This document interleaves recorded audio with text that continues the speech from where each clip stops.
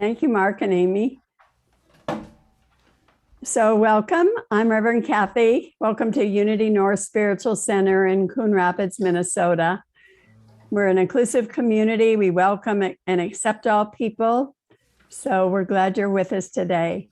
We're part of a greater worldwide unity movement. We're the publishers of the Daily Word magazine, and we've been holding 131 years of prayer vigil through Silent Unity, the prayer ministry of the unity movement. So prayer is the heart and soul of unity. And our prayer chaplain today is Nancy Helvig. She's waving to you. Her phone number is 612-382-7219. She'll be available to pray with you after service if you want to give her a call, and her number will be displayed again at announcements. So thanks for being here to do that, Nancy. And I want to welcome our special guest musicians today. Nice to have you back with us, Amy and Adams. Thank you. This group was born with a passion for life, music, and each other.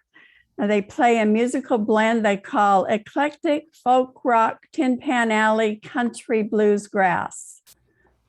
And for over 2 decades, they have been playing folks in Minnesota, the Midwest, and beyond. And they have performed for many years at Unity North Spiritual Center. So welcome back today. And they're going to lead us in an opening song.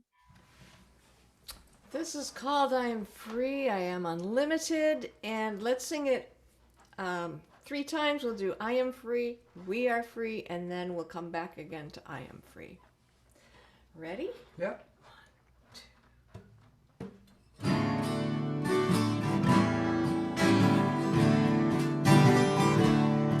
I am free, I am unlimited. There are no chains that bind me. I am free, I am unlimited right now.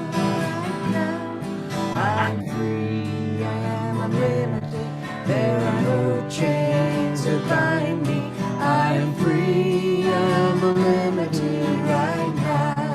Right now, we are free. 1, 2, 3, go.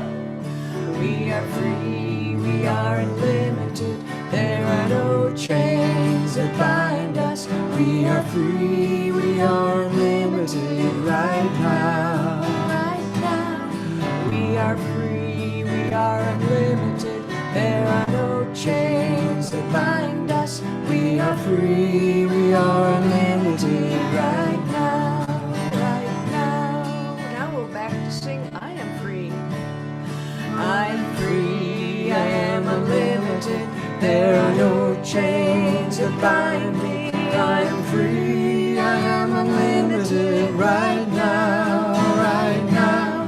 I am free, I am unlimited. There are no chains that bind me. I am free, I am unlimited right now, right now.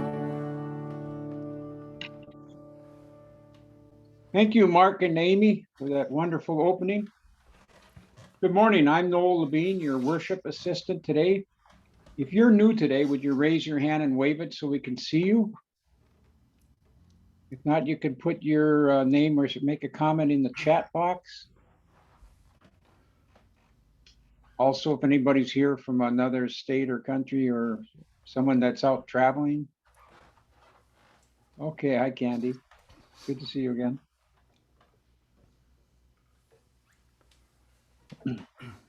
We assume everyone is used to Zoom. The unmute button will be turned on after the service when there will be a social time. So stay connected to Zoom if you want to take part in that sharing time. Now we will take a moment for prayer requests. Rather than say them aloud for all to hear, we invite you to speak a name or request silently or aloud in the privacy of your home.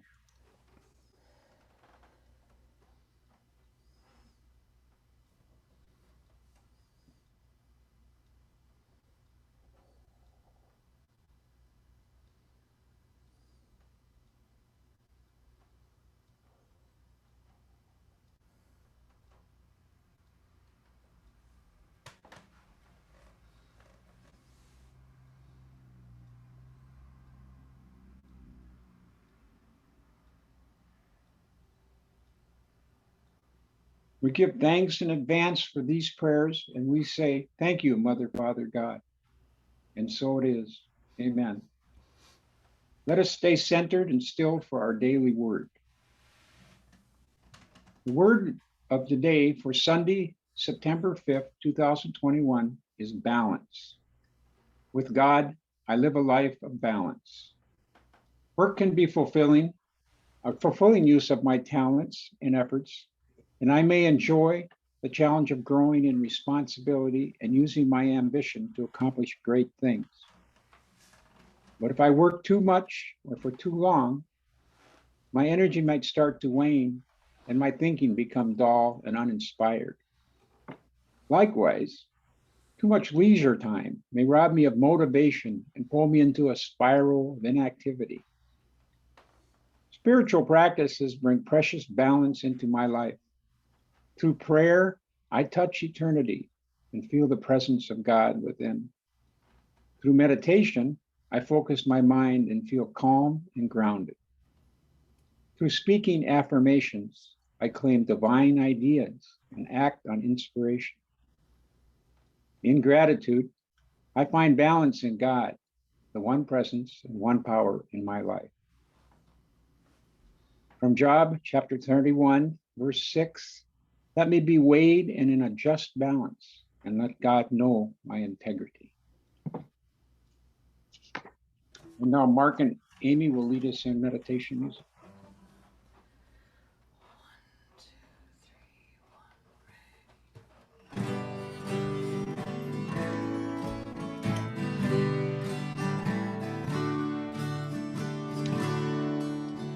Surely the presence of the Lord is in this place.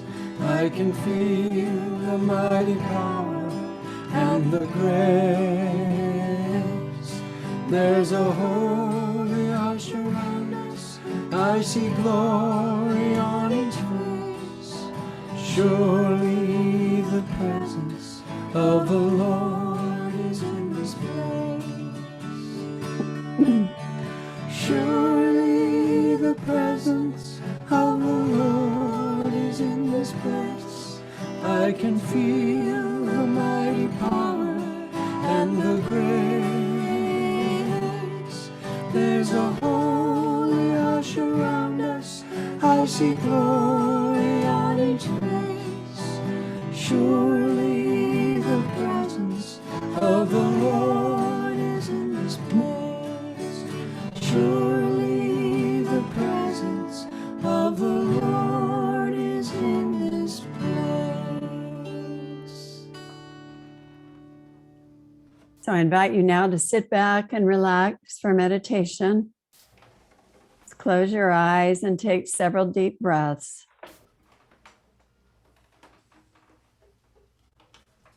And as you do, just say to yourself, I'm completely and totally relaxed. And it is not I, but the Christ within who does the work. I am now in the presence of pure being, immersed in the Holy Spirit of life, love, and wisdom.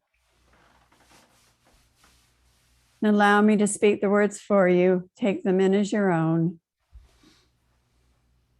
I am one with the great web of life. I feel my connection with every living thing. My heart is open to the oneness of creation.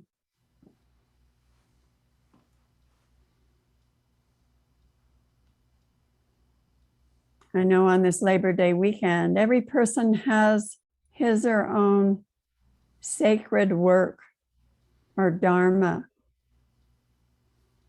It is our purpose, why we are each here on the planet at this time. Doesn't necessarily mean our job.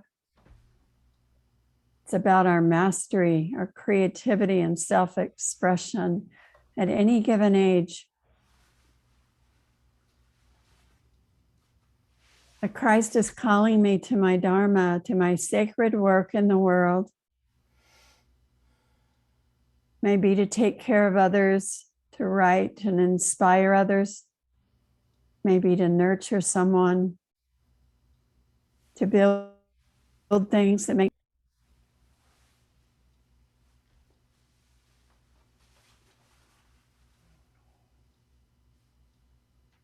I think we've lost Kathy.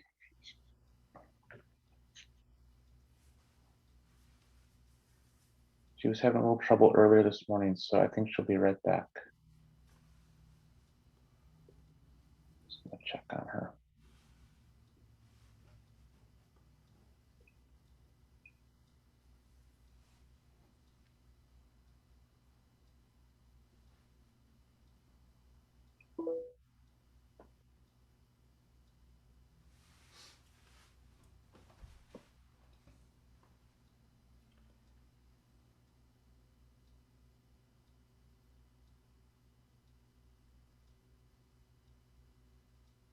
Sorry to keep you waiting, folks.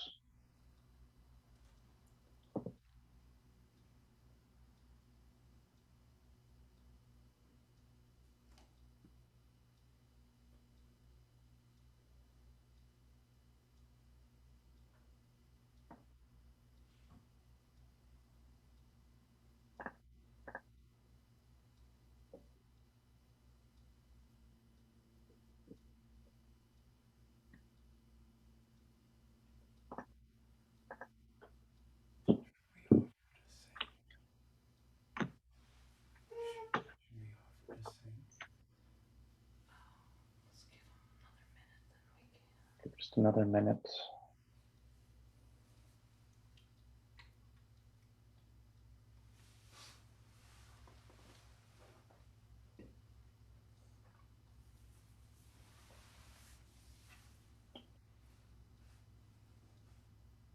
Yeah, Nancy, are you available to finish up the meditation for us? I sure am. Thank you. Taking the idea that our work, our dharma, is our calling and our ministry.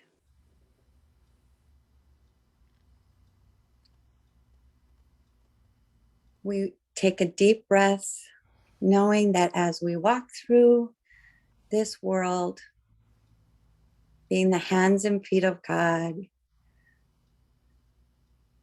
how we serve others connects us to one another.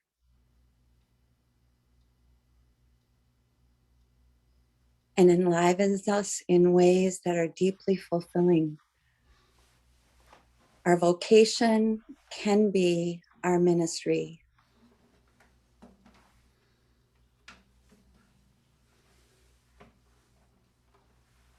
We see this as sacred work.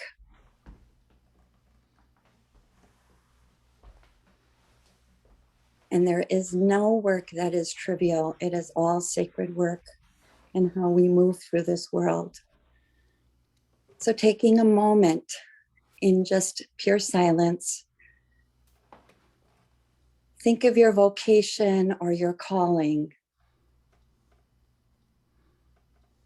See it as its sacred self and bless it.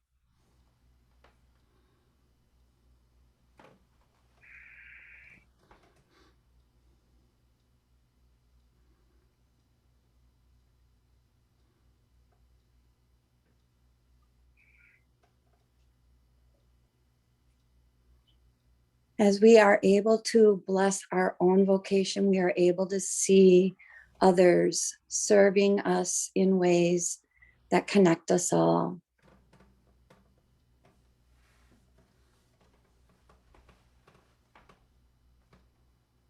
Take a deep breath. Bring yourself present again.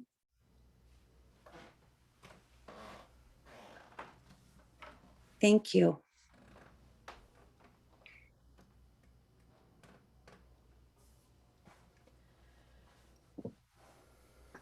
Thank you, Nancy. So I think, yeah, Kathy will join us when she can, but in the meantime, Mark and Amy, can you We're share ready. some music with us? So last fall, My sister died, my oldest sister died the same week that we got a brand new little puppy that we were madly in love with. And at that point in time, I realized that you could cry from one eye, tears of grief, and from the other eye, tears of joy. And that kind of stayed with me until April, and I put it in a song called Dance These Tears Away. 2, ready, go.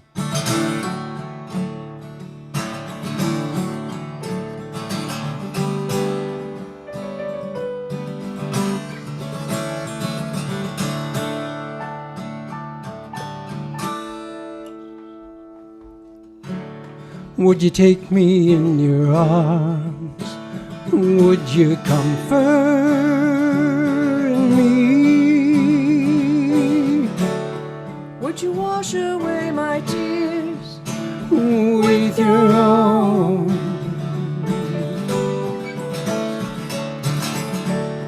I've come on bended knee. Won't you hold me, please? Strike the harp, come let us dance Our tears away. Life can still be fine on this cloudy day. While we've still got time, let's dance these tears away. Come dance these tears away.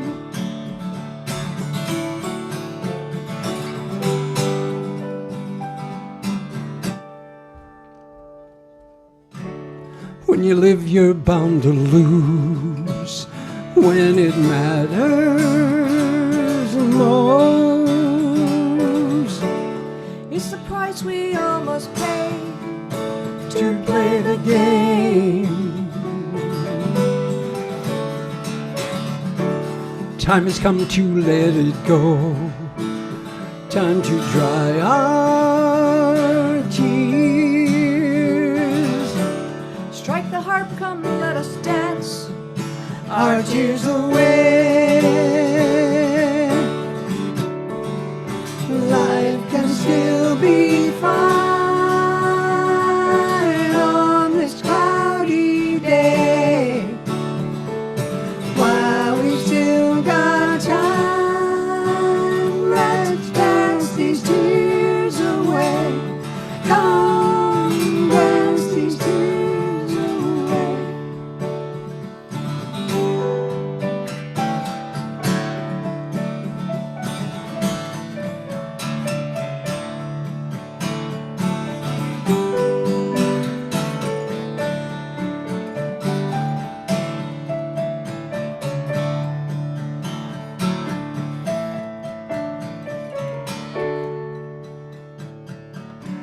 Let us calm our raging souls in the bright sunrise. Let us drink in all the warmth Against the cold. On the other side lies peace in these open arms.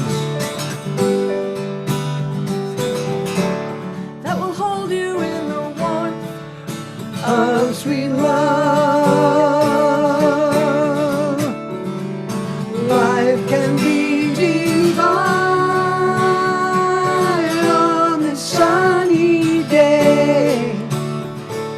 While we still got time, let's dance these tears away. Come dance these tears away.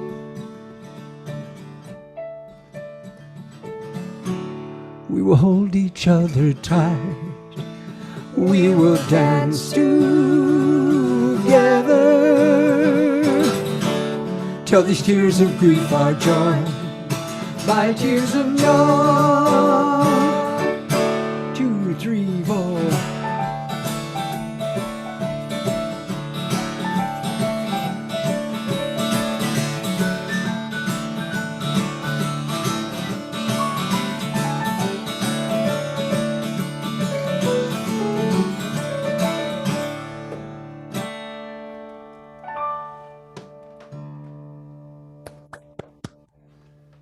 Thank you. That's the first time this song's ever been done publicly. Thank you. What a great song. Please wave if you can see and hear me. All right. Sorry about that. And we'll pray that it doesn't kick me out again. Well, the title today is The Great Work. Doug Larson said, if all the cars in the US were placed end to end, it would probably be Labor Day weekend. This weekend, we remember those who labor to keep our country going. We honor the American labor movement who worked for the economy of the US and the rights of workers. In this talk today, I want to go further, deeper into the idea of the great work, our spiritual work of evolution, our work of creativity in the world, our work of Dharma. Author Stephen Cope starts his book called The Great Work with the question, what do you fear most in this life? What is your biggest fear right now? And he answers for himself that his biggest fear is that he will die without having lived fully, that maybe his life was too safe, or that he may be missing some magnificent possibility. Thomas Merton says, what you fear is an indication of what you seek. The Gnostic Gospel of Thomas says, if you bring forth what is within you, what you bring forth will save you. If you do not bring forth what is within you, what you do not bring forth will destroy you. Well, that is a very intense statement. Some of us light up when we're bringing forth what is within us. I've seen some of you express yourself in storytelling, in humor, in music, building things, creating gardens, making furniture or cakes, writing or editing papers, painting beautiful pictures, taking care of people in need, working with kids, and on it goes. We all have gifts and those things we love doing. But here are a few questions to ask. Am I living fully right now? Am I bringing forth everything I can bring forth? Am I living my life's calling? For some of us, we are in the process. For some, we may feel our health is in the way or some other challenge. For some, we have control. For others, we may not. Is it karma? You know, yoga traditions are very interested in the idea of an inner possibility within every human soul. Every being has a unique vocation, a great work that is called Dharma. It's a Sanskrit word that means path, teaching, or law. It may be best to think of it as sacred duty or sacred vocation. The teaching is that our greatest responsibility in life is to this inner possibility, this Dharma. The 2,000-year-old Hindu Bhagavad Gita is the world's greatest scripture on Dharma. The Bhagavad Gita is the story of the warrior Arjuna and his divine mentor, Krishna. Arjuna is the greatest warrior of his time, but he's just like we are, very neurotic and full of doubts and fears. I know I should just speak for myself. Sorry.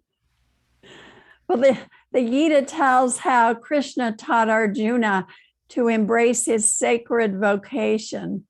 For 2,000 years, people have chanted or read the Gita daily, just as we read our Bible, or some read the Torah or the Quran.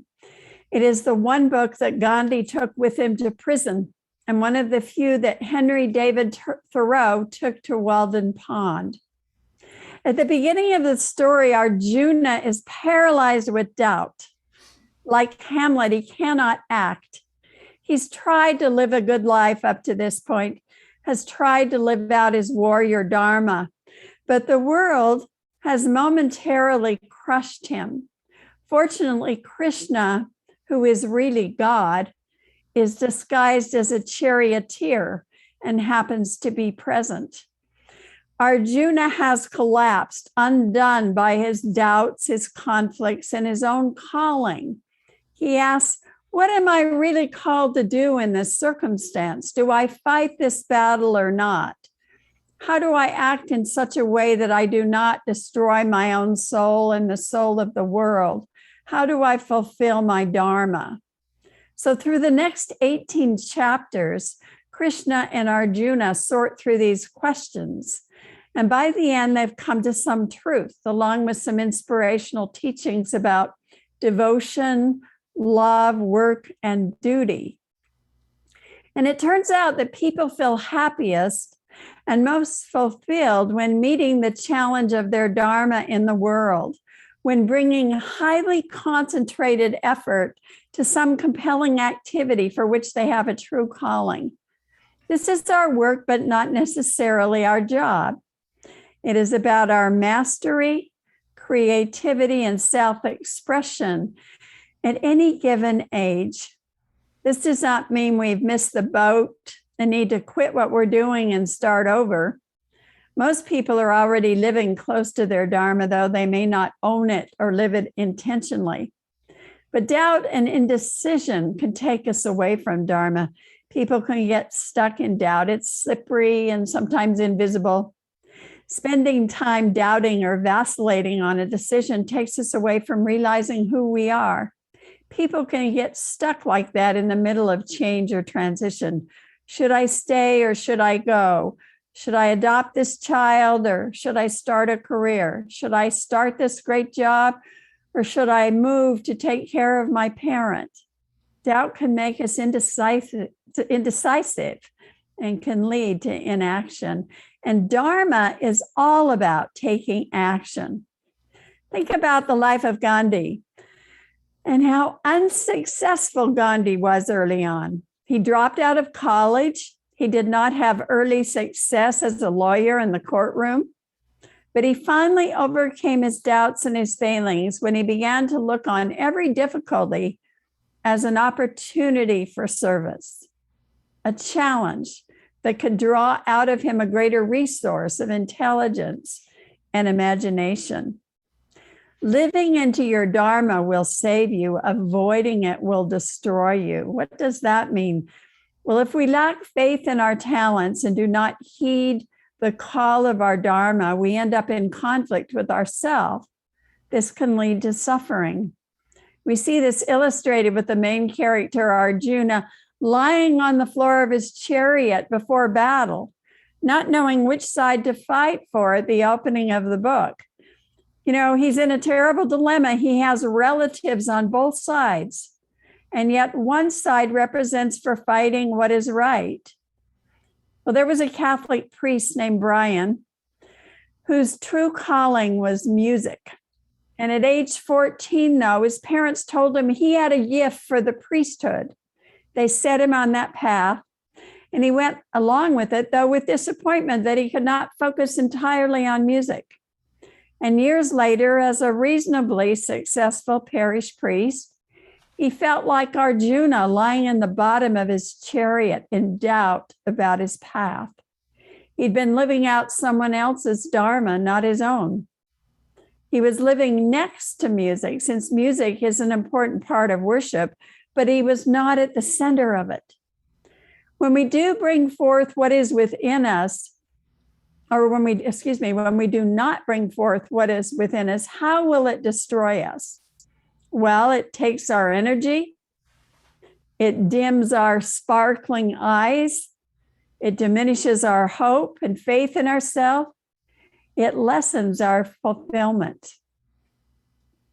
There are 4 pillars of dharma, and these pillars are: 1, look to your dharma.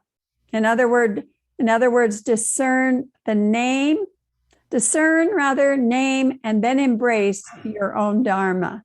Discern, name, and embrace your own dharma. All of us are unique and have special gifts. We need to nourish the gifts we are given. Think of Jane Goodall, and particularly how she was nourished at a very young age to explore her curiosity of animals. She would watch them for hours at a time. One time she disappeared for 4 hours, hiding in the chicken coop so she could learn where eggs came from. Her parents are searching frantically, and she's in there observing, and she finally sees the chicken lay an egg, and she picks it up and she runs out with excitement. Her frantic parents were stunned. And instead of getting angry at her, her mother saw her shining eyes and sat down and listened to her express her excitement. Sometimes our gifts are nurtured as children, and sometimes they are not. So we need to nurture our own dormant gifts. Jane Goodall is one of the great primatologists in the world. Her work with chimpanzees was groundbreaking. By the time she was 4 years old, though, her gift for animals had already been seen, named, and celebrated. She began to develop trust in that gift. That allowed her to take risks and later to develop a responsibility for her gift. We can say that the gift is God in disguise. As she worked with the chimpanzees, Jane felt, this is where I belong. This is what I came into this world to do. Jane had a life of early and continuing certainty. She took a direct route to her Dharma, but most of us do not. Some of us take some detours along the way. Others try many different things. Some lead a wild, adventurous life, and others a stable, steady life. But amidst it all, there's always a seed of Dharma to be found. In what we love, in what makes us sparkle, in what we feel almost compelled to do. The second pillar of Dharma is do it full out with your full effort and spirit. Commit totally. Deliberate practice can include spending every day at your craft or what you love with the intention of improving, getting feedback from those better than you, and doing this for years. You love what you know deeply. But maybe you're retired and life has changed. Then what? The same thing, only without aiming for any kind of profession, focusing on what you love, on your gifts, on that which fulfills you. But what if you don't have the health and vitality you used to? Well, difficulties can also be a calling to our Dharma. Psychologist Marianne Woodman's diagnosis with cancer led her closer to her Dharma. First, she had to accept and integrate it as such. In her book called Bone, she describes her battle with cancer and coming to grips with it. She speaks of it as an initiation in which she moved from a loss of identity to a surrender into the unknown, and ultimately a restoration of her identity and integration of the experience into ordinary life. So the third pillar is let go of the outcome. Those who are motivated only by the desire for the fruits of action become miserable, for they're consciously anxious about the results of what they do. When we move free from attachment, there comes the peace in which all sorrows end, and we live in the wisdom of the self. And finally, the fourth pillar is turn it over to God. Dedicate your actions to God. The universe will help you. This fourth pillar is all about having faith that if we're living our Dharma, the universe will align to help us and it will all work out. One can think of someone like Harriet Tubman, the amazing Black slave who escaped and then navigated several miraculous trips to the South to free other slaves. Her dreams and her intuitive ability, powered by faith, allowed her to avoid capture. Have faith and trust that the universe is working on your behalf. And we must learn to be ourselves. Henry David Thoreau used the Bhagavad Gita while he was at Walden Pond and often quoted it. Before his prolific time writing at Walden Pond, though, he went to New York City to try and become a successful writer there. He never fit in with the writers of the time, and he left New York feeling like a failure.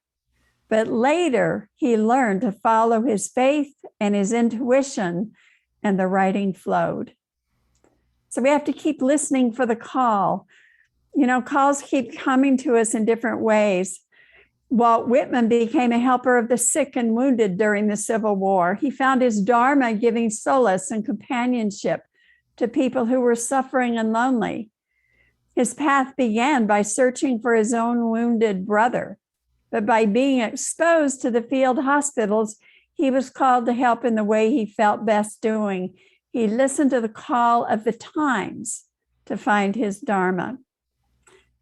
You know, I have a friend, she and I sometimes read books together, and it sort of may sound strange, but she's in a different state. She lives in a different state, and periodically we're both in the mood for the same genre of book at the same time. And we especially love fantasy fiction. So we will choose a fantasy trilogy and begin to read separately. And then we check in. Sometimes she reads ahead and other times I do.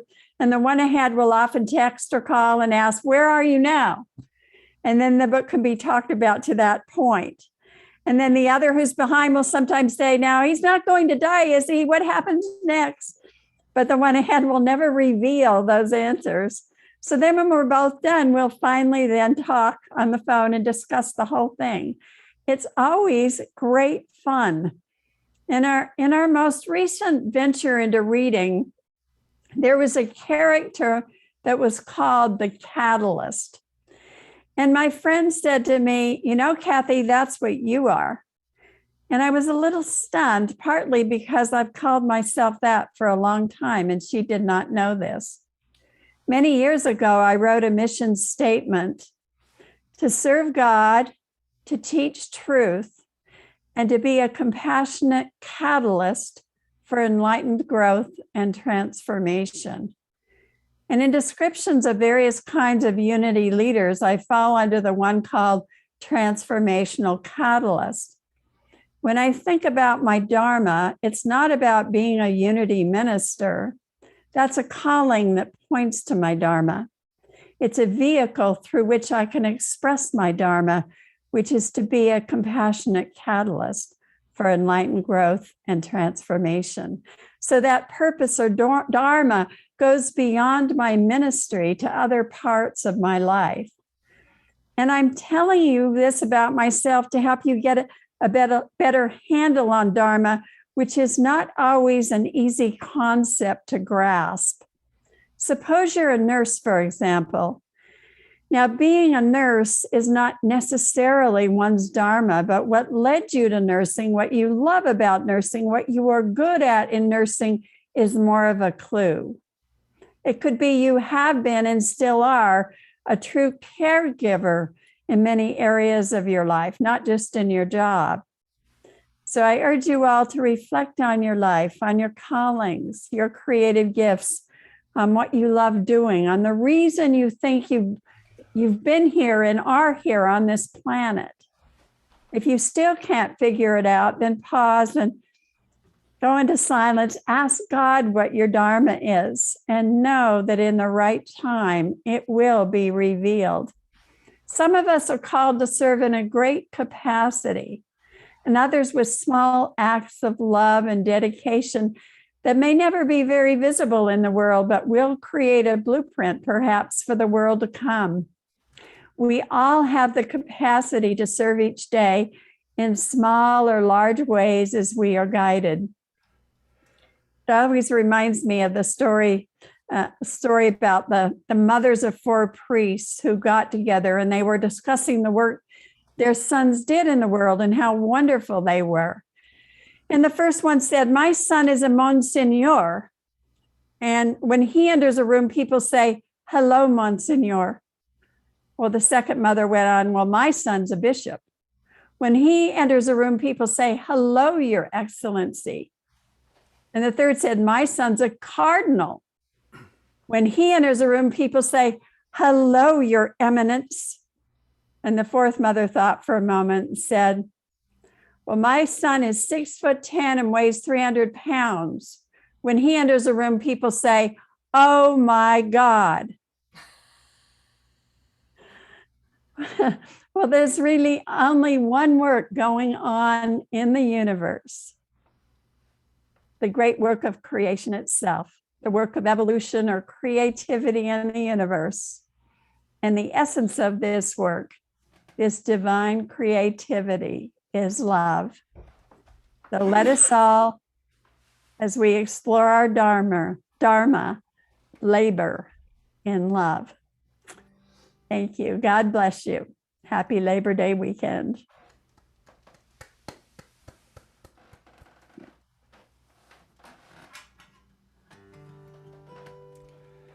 This song precedes marriage in my life, so it's quite a few years old. And the reason I say this is there's a line in it at the end of the first verse that talks about that. And the resolution to that line is the beautiful woman standing next to me. This is called Breath of Life.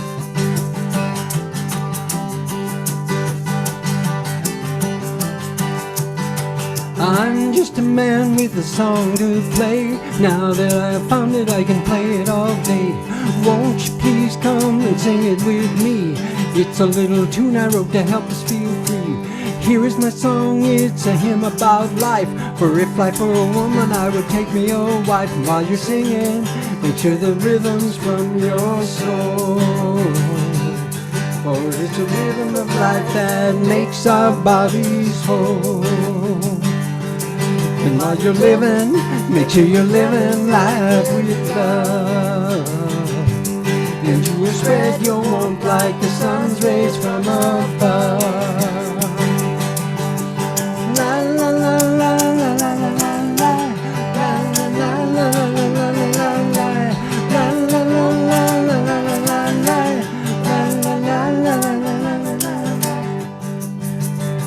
See the mountains and see the blue skies. See the wonder in a little child's eyes.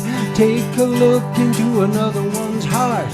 Feel the love of which we all are a part. You can walk the valleys or sail the blue seas, but when you're near, won't you please touch me? And when you're touching, make sure the touch is from your soul. For it's the touch of life that makes our bodies whole. And while you're living, make sure you're living life with love. And you will spread your warmth like the sun's rays from above. Join us now, here we go. La la la la la la la la la.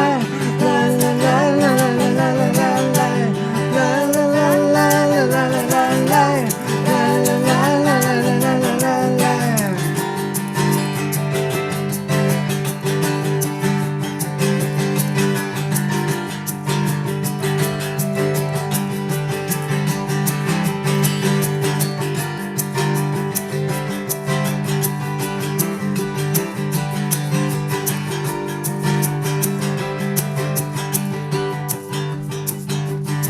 Well, now everything you see is just a part of this life. Some live and love and others make their own strife. Life is our heaven, we create our own hell. Take a breath of life and you will feel your heart swell. And when you're breathing, make sure the breath is from your soul. For it's the breath of life that makes your bodies whole. And while you're living, make sure you're living life with love. And you will spread your warmth like the sun's rays from above. La la la la la la la la la. La la la la la la la la la. La la la la la la la la la. La la la la la la la la la. La la la la la la la la. La la la la.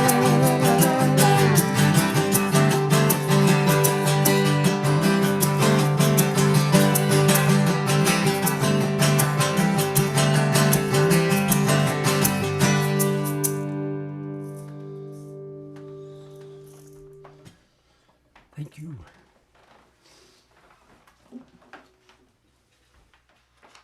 This is the time in our service when we bless our offerings. Oh, and thank you, Mark and Amy. That was wonderful music. So let's continue with the blessing of the offering. Since we can't collect them live, we invite you to go to our website, unitynorthmn.org, and find the donation button on the homepage and give your offering there. Or if you prefer to mail a check, you can send it to our address, also found on the website. So let us speak our offering blessing. Please join me. Divine love flowing through me now blesses and multiplies all that I am, all that I have, all that I give, and all that I receive, and I am grateful. Now Mark and Amy will play us another song.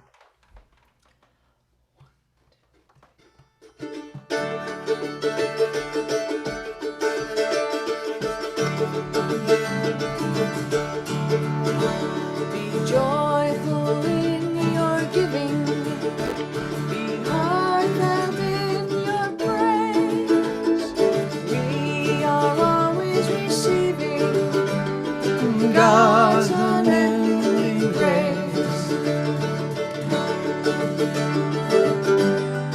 Open your heart, Spirit will rise. Love flowing through you will open your eyes to joy that's in the receiver and joy in the giver too. Feel the joy of the Spirit in all you say and do. For God has freely given and freely gives today. If we would be his disciples, then we would do the same. If we would be his disciples, we must do the same.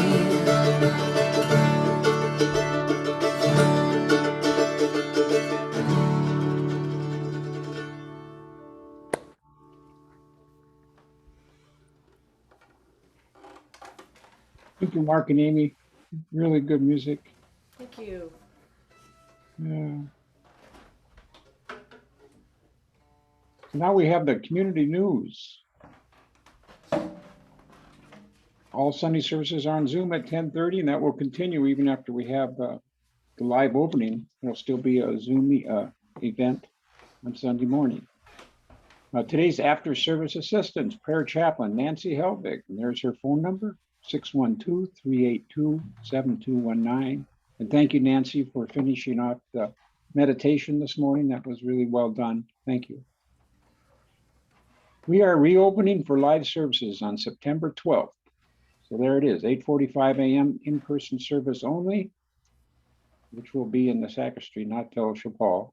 And 10:30 a.m. will be the hybrid service. It'll be both in person and Zoom. So you people then that are joining us from places other than our local community here will continue to be able to do that. And also we were just talking that if there's a blizzard or something, there'll still be a Zoom service. So be able to get the messages of spirituality and encouragement, inspiration every Sunday. There's also safety protocols and requirements, which were emailed. The World Day of Prayer is this Wednesday, September 8th at 7:00 p.m. So join us for an hour that includes peace prayers from different religions, traditions, musics, and meditation. Go to the Unity North MN site. There, Chris has also just posted it on the chat box. So be able to join that live event. Family Promise Hosting Week is September 12th through the 18th. That's next week. Kathleen is looking for volunteers to help with hosting. Call Kathleen at that phone number, 763-442. Chris has also posted that, or go to the MN, unitynorthmn.org site.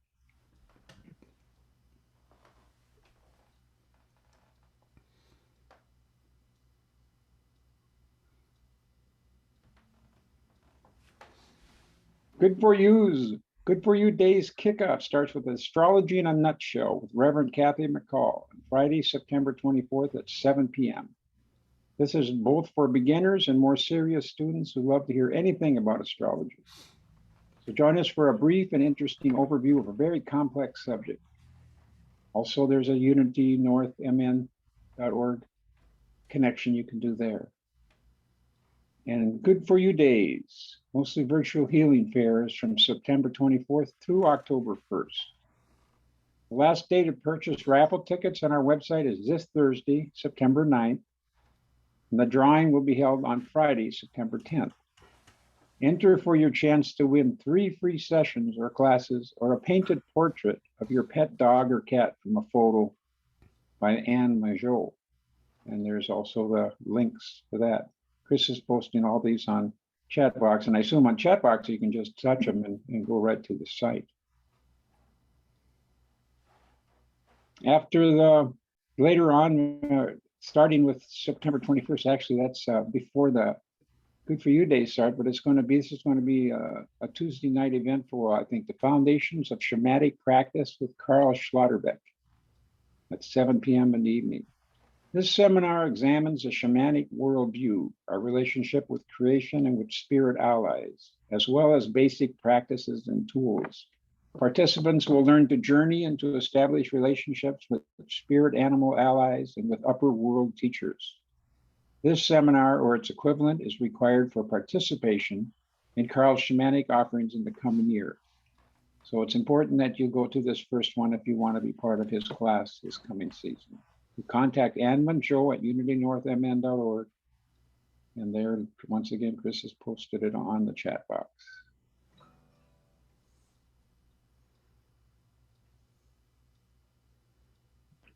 Well, I think we may have lost Kathy again. I don't see her. Am I just missing her? I could lead the prayer for protection. Yeah, well, first, thanks to Mark and Amy for sharing your music this morning. Always love having you as part of the service. Great music, fit the theme very well. Thank you, thank you. Check us out at amyandadams.com. All right, so yeah, I'll put up the prayer for protection. If you would, oh, there's Kathy again. Kathy's back. I'm back. This has been a wild service for me. Well, we just extended our gratitude to Mark and Amy for joining us, and we're just about to go to the prayer for protection. Okay, great.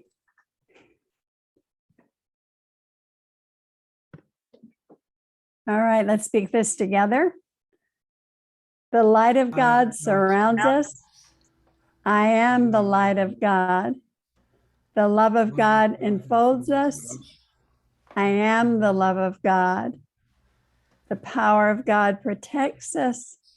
I am the power of God. The presence of God watches over us. I am the presence of God. Wherever we are, God is, and all is well. And now let's do our peace song.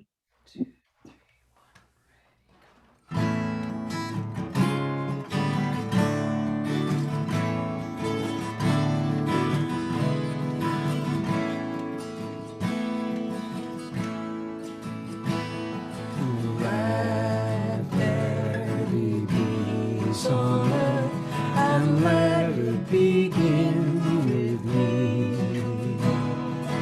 Let there be peace on earth, the peace that was meant to be, with God as our creator, family all are we.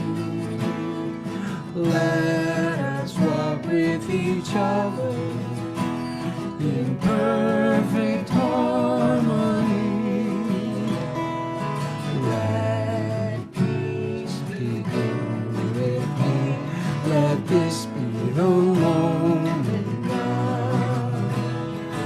With every step I take, let this be my joyous vow, to take each moment and live